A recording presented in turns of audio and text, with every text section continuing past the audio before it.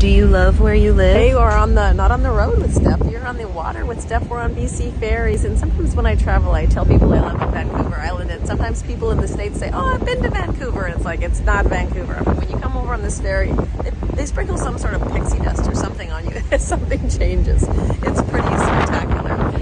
So I want to just give you a little, couple of reasons why I live here, and it was two strangers who really influenced my decision for a couple of questions.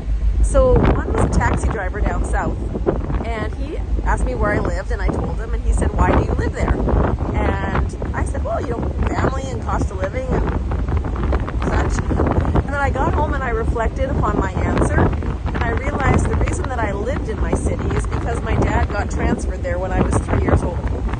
And suddenly it dawned on me that maybe that wasn't a good enough reason. And the second reason was another gentleman. He lived in Seattle, and that time I had never been to Seattle, and I said, what do you love about Seattle? And he said, I can't imagine living anywhere else. And I thought, I don't ever remember thinking that. I can't imagine living anywhere else. And I thought, I don't know where my place is, but I need to find it. And I found it here on beautiful Vancouver Island.